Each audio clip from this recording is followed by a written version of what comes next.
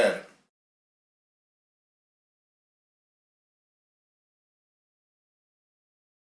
Esta respuesta la voy a poner un poquito en el contexto, ¿verdad?, de nuestra institución, la Universidad Nacional de Ingeniería en Nicaragua. Producto del desarrollo ya de ciertos procesos educativos, se me da la oportunidad de dirigir el programa Universidad en Línea, un programa que intenta, ¿verdad?, incluir las tecnologías de información y comunicación en el ambiente de aprendizaje. Superar, ¿verdad?, la educación tradicional incorporando estos medios y dispositivos que nos permitan mejorar la calidad de la docencia. En ese sentido, se inicia con un primer diplomado en pedagogía virtual que comienza, ¿verdad?, a dar su fruto, incorporando ya un primer grupo de docentes que llevan ese primer módulo de manera introductoria. Puede ser que ahí comience, ¿verdad?, un poco mi parte de la experiencia en la innovación educativa, ya que al dirigir esto vamos formando parte de lo que hoy es nuestro modelo educativo, donde está incorporado el concepto de virtualización. Virtualización tanto de los procesos educativos como de los procesos administrativos.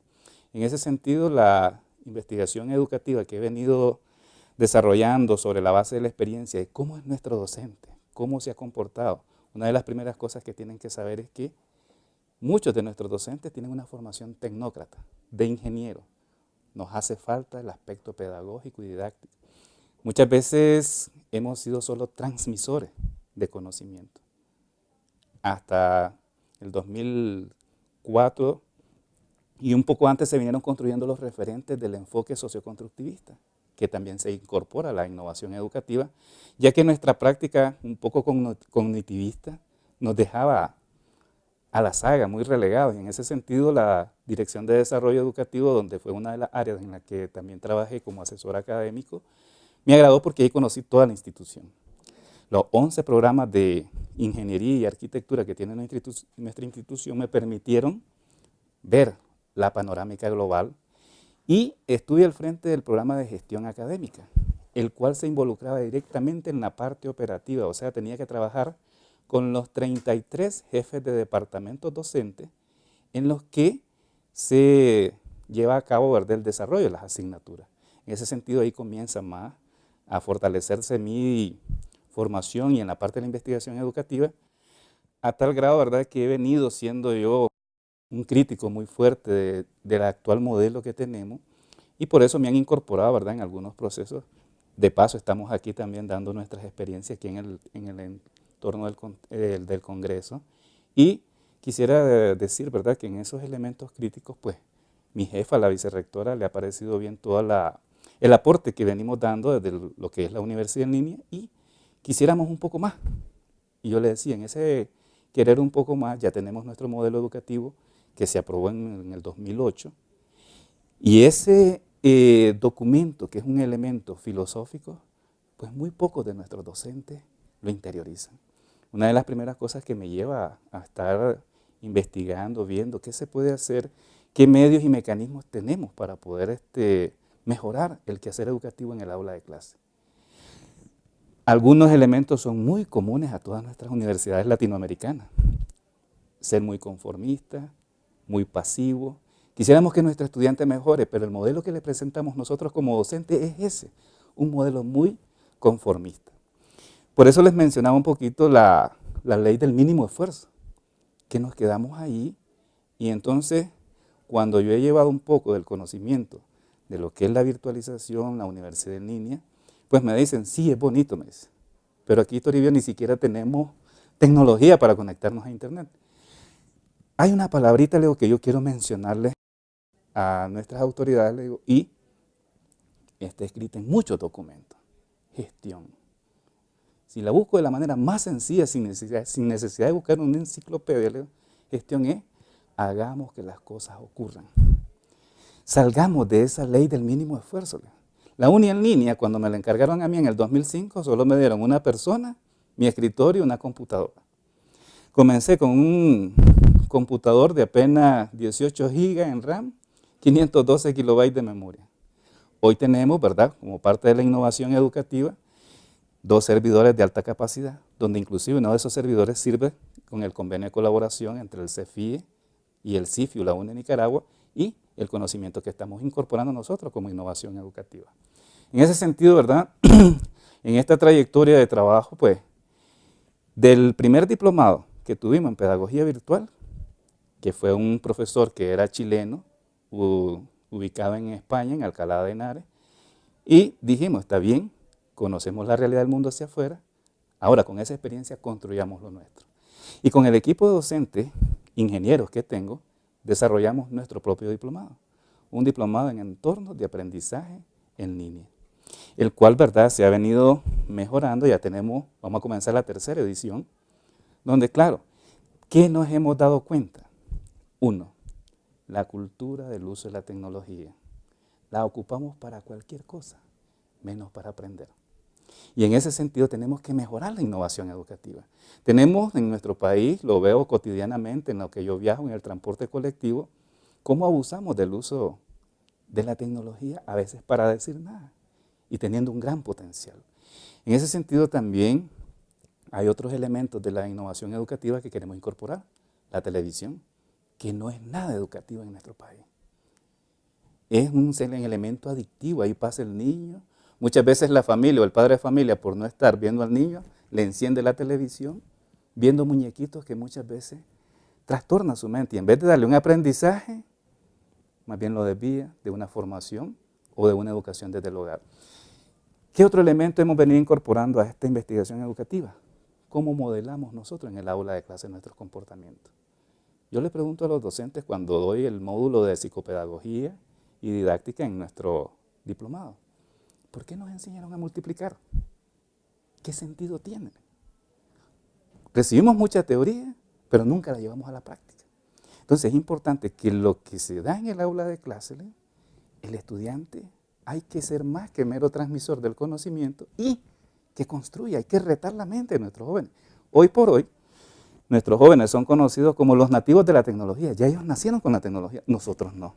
Todavía en los 90 nos era difícil conseguir una computadora y mucho menos no conocíamos ni el correo. Yo lo vine a conocer hasta 1993, cuando estuve en Holanda haciendo mi trabajo de tesis en microelectrónica. En ese sentido, ¿verdad?, hay que ver cómo la innovación educativa, que la hemos venido impulsando de nuestro programa en línea, intenta un cambio en la cultura que tenemos. Una de las cosas es, por ejemplo, el correo institucional. Hemos logrado integrar muchos procesos, pero aún nuestra planta docente cuesta que pueda utilizar, andan el correo personal. Y bueno, para ir solventando esas cosas, en nuestra plataforma, no, lo vamos a incluir con cualquiera de los dos correos, todo es que ustedes usen. Una de las cosas más bonitas que nos pasó en la última edición de nuestro diplomado es que un docente de redacción técnica, que era una persona de un carácter bien fuerte, muy cuestionador y todo, hoy sin embargo lo encuentro en los domingos, entrando en foros, revisando tareas y lo visualizo y entonces sí estamos haciendo. Quiere decir que las personas pueden cambiar y se pueden adaptar al uso de estos medios. ¿Cómo? Hay que seguir incorporando más tecnología. Ayer se mencionaba en los distintos momentos que la UNI hizo presentaciones el hecho de que estamos tras un plan maestro de construcción, hay una nueva edificación, se está invirtiendo, hay que leer mucho sobre cómo mejorar la infraestructura tecnológica, no para decir y responderle a nuestros docentes el hecho de sí, aquí está, sí, pero lo van a tener y no lo van a usar. Vamos a ir instalando tecnología que les vaya haciendo, como decía hoy en una exposición que miraba, creando esas necesidades. ¿Por qué usamos el teléfono celular? Ya está creada una necesidad de estar más cerca de la familia. Recién yo llamé a mi familia desde mi celular y estando aquí en México, lo hice en Nicaragua. Entonces hay que ver cuál es la necesidad que en realidad quiere la persona, sobre la base de lo que quiere conocer, lo que quiere aprender, lo que quiere interiorizar. Por ejemplo, yo le pregunto a mis alumnos, ¿cuándo es el próximo Mundial de Fútbol? Así me lo dice. ¿Y cuál es tal fórmula de mi clase? Se quedan pensativos. ¿Esto qué quiere decir? Cuando hay una información que me llama la atención y que forma parte de mí, esa información se transforma en conocimiento. Y es lo que debemos ir utilizando en los medios tecnológicos para propiciar ese conocimiento a través de un proceso de aprendizaje significativo. ¿Qué quiere nuestro joven? el mundo cambia hoy muy rápidamente. ¿Y qué pudiéramos hacer para que las tecnologías le permitan además ser la persona que quieren ser? Romper esa ley que vimos mencionando yo sobre la ley del mínimo esfuerzo.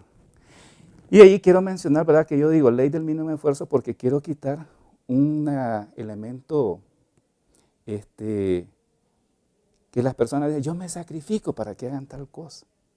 En ese sentido, el sacrificio yo siento que es algo negativo. ¿Cuál es mi mejor esfuerzo para seguir adelante? Para construirme a mí mismo como persona, como profesional, pero desde mi ser interior.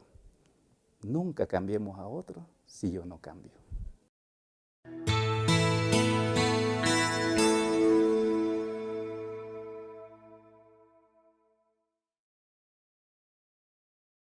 Creo que un rol muy importante de los tres elementos que se abordan aquí en el contexto del Congreso, creo que en nuestra universidad debe mejorar nuestra sociedad con una ciencia, yo no le quiero decir más humana, porque ya fuimos los humanos los que la creamos, la inventamos, los que nos hemos hecho uso de ella. De paso, la tecnología que tenemos aquí las estamos ocupando.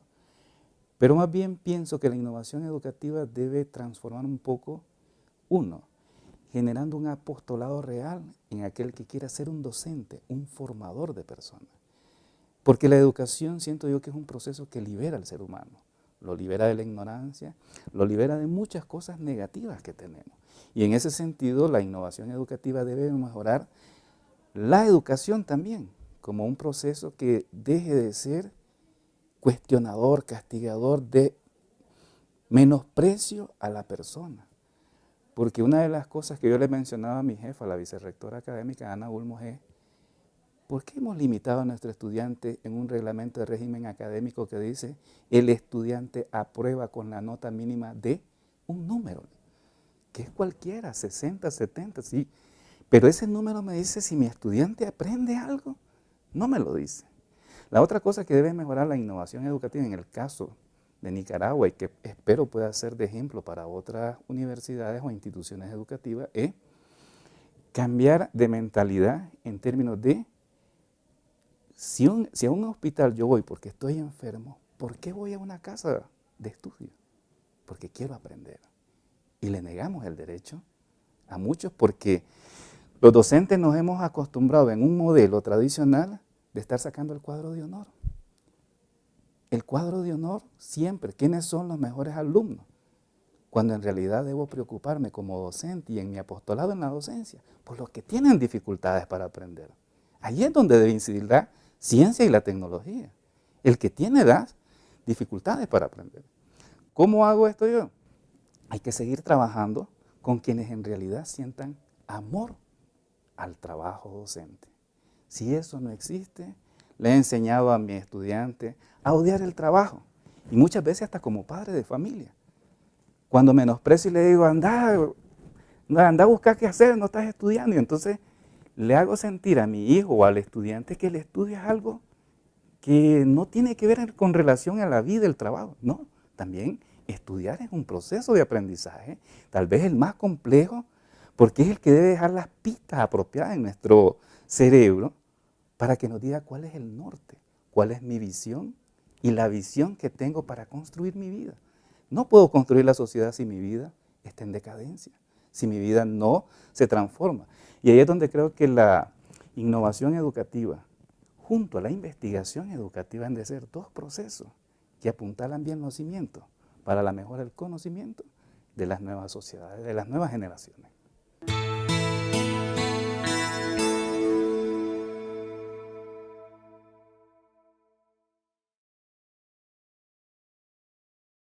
Creo que una de las primeras cosas que debe ser el docente, me recuerda una frase que vi, antes de ser profesional, sé persona. Creo que debemos de ser personas, conocernos a nosotros en primer lugar. Aquel que se desconoce a sí mismo no sabe qué puede aportar a los demás. Entonces un docente debe en primer lugar conocer qué quiere, cómo se ama a sí mismo para poder ser una fuente de amor hacia los demás. Y si él se ama a sí mismo, él se construye a sí mismo. Aprende, tiene un modelo y en realidad el docente debe ser un modelo que ilumine, un faro que muestre el camino a otro y no muchas veces una fuente de oscuridad o de maltrato hacia otro. Porque la docencia, vuelvo a insistir, es un apostolado, es algo, tal vez algunos dicen que se nace con ello, no. Creo que también la sociedad nos enseña a ver qué cosas podemos mejorar. Y en esa mejora el docente con la innovación educativa, a la par de la investigación, me agradó un modelo que vi ayer en una de las sesiones de trabajo donde ponía docente, tutor, investigador. Hay que ver ese modelo, hay que seguirlo profundizando porque ese modelo tiene a una persona y a esa persona construye la realidad que él quiere y ayuda a otros a construir sus realidades, a poderla ver. Si queremos una sociedad justa, equitativa y con otras características nuevas, creo que deberíamos de comenzar por una mejor educación donde en realidad existan no educadores, sino formadores de personas, porque la formación es un proceso más amplio, que donde está inmersa la educación, las realidades que vivimos.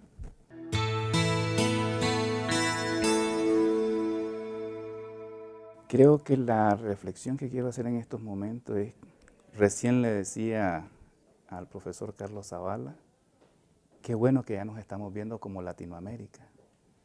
Somos la sociedad mundial, nuestra mente nos ha separado. ¿Cómo hacemos que nuestra mente se vuelva a unificar? Nuestra mente ha creado las fronteras, los bordes, las limitaciones. Y en ese sentido creo que estos eventos nos unen, muestran nuestras raíces, muestran que una canción, como decía ayer nuestro embajador de la cultura, armoniza el pensamiento. Y si la canción son notas, son frecuencias, son energía pura, los seres humanos somos energía y no nos hemos dado cuenta de eso. Somos una fuente que irradia muchas cosas. Una frase interesante que escuché una vez es que en la mente está la batalla más grande entre el bien y el mal. Y le preguntaba a mis alumnos, ¿por qué siempre hacemos más las cosas malas? Y uno de ellos me dice, porque son fáciles de hacer, profesor. Porque las cosas buenas cuestan hacerlas. Entonces creo que el mejor esfuerzo que tenemos que hacer es seguir abonando en estos eventos, en estos intercambios, que eso nos hace crecer como sociedad mundial.